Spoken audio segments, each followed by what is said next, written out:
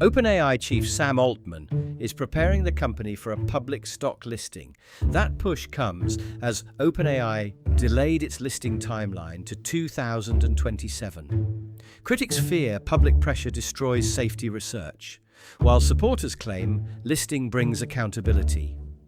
Should AI leaders go public? What's your opinion?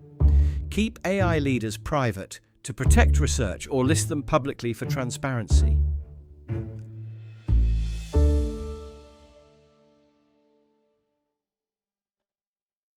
OpenAI aims for a potential stock listing by 2027.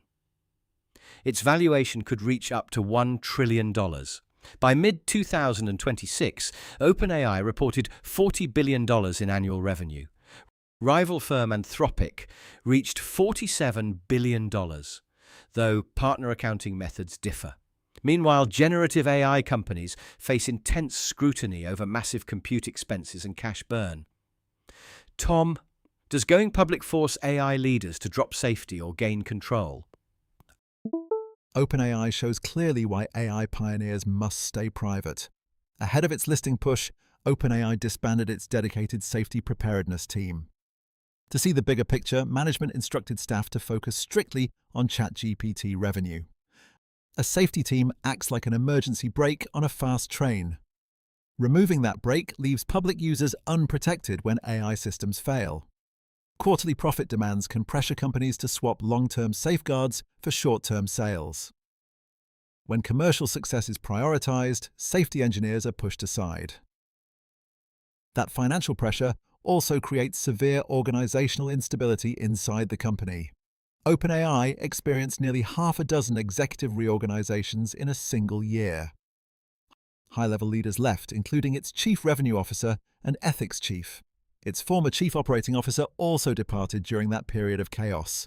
Constant changes in management destroy institutional memory and weaken safety oversight. A lab in turmoil cannot manage catastrophic risks responsibly. AI pioneers must focus on safety, not on quarterly market earnings. Pioneers should remain private until their technology is proven safe. Tom argues that public market pressure forces AI pioneers to dismantle key safety teams. He believes that executive turnover further undermines institutional stability. Emily, how do you answer those concerns? Private AI companies can make dangerous decisions without any public oversight. Behind closed doors, private founders can disband safety teams without warning. By contrast, public listings subject AI giants to United States securities laws. These laws force companies to disclose major technical and financial risks. What stands out most is that secrecy protects bad management. If managers hide safety flaws, investors can sue them in open court. Public listing is like installing window glass in a dark room. It allows regulators and investors to see inside the business. Furthermore, building advanced AI requires massive computing capital. Staying private creates hyperinflated valuations away from market scrutiny. OpenAI's huge private funding rounds create systemic risk for primary backers. Tech giants like Microsoft and Nvidia face heavy exposure if valuations crash.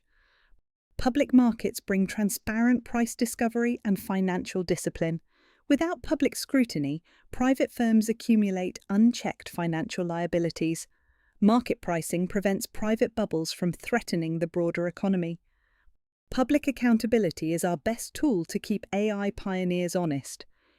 Emily contends that public stock listings enforce essential legal disclosure. She argues that transparent market pricing protects major backers from private bubbles. Tom, how do you respond to her argument on transparency? I grant that public listings subject companies to formal disclosure rules. I see why that sounds convincing, but legal paperwork does not stop market panic. Quarterly reporting cannot protect AI labs from intense commercial pressure. Generative AI firms face heavy computational expenses and steep cash burn. Exposing those cash-hungry labs to quarterly earnings scrutiny risks extreme volatility. The Bank for International Settlements issued a clear warning on this trend. They warned that unfulfilled market returns could trigger a severe investment bust. Quarterly demands act like a pressure cooker on fragile young technology. That sudden pressure forces managers to cut research to boost immediate stock prices. When short-term earnings fall short, panic selling can destabilize the financial market. Staying private shields long-term innovation from harmful quarterly panics. Tom acknowledges legal disclosure rules, but fears quarterly pressure creates market instability. He points to warnings about potential market busts driven by unfulfilled returns. Emily, what is your view on investor access and market volatility? Preparing for an initial public offering can cause short-term organisational shifts. Executive reshuffles are normal growing pains for scaling companies. However, keeping AI pioneers private causes a far worse democratic problem. Prolonged private status locks retail investors out of primary AI wealth creation. The largest financial gains remain strictly confined to wealthy private equity funds. Ordinary investors are forced to use specialised investment trusts for limited access. Currently, retail buyers rely on major tech giants as proxy bets for unlisted AI leaders. That dynamic changes completely once those pioneer AI firms float publicly. Public stock markets give everyday workers a fair chance to invest. Keeping AI private is like locking the main bank vault for elite funds. It leaves ordinary citizens with only small crumbs from tech growth. We should not keep artificial intelligence wealth behind private doors. Public market floating democratizes technology wealth and ensures broad financial access. We return to OpenAI's planned float and the broader future of artificial intelligence. This entire debate comes down to one central question. Does floating publicly enforce vital legal transparency and financial discipline on frontier AI? Or does quarterly profit pressure force pioneers to compromise critical safety research? To evaluate this choice, look at historical precedent in financial regulation. Public listings brought major technology firms under United States securities regulations. Those regulations created legal liability if executives concealed material risks from investors. Mandatory risk disclosures forced corporate leaders to remain honest about structural vulnerabilities. To test which argument holds true over time, watch one clear benchmark. Check in 6 months whether floating AI pioneers maintain dedicated independent risk evaluation units. See if those safety teams survive their initial public SEC registration filings. That single result will show whether market scrutiny safeguards society or sacrifices protection. Now it is your turn to practice 3 key debate expressions. First, use this phrase to introduce a wider view. To see the bigger picture, we must examine long-term risks. To see the bigger picture, look at total computing costs. To see the bigger picture, consider how regulations affect innovation. Second, use this frame to highlight a key point.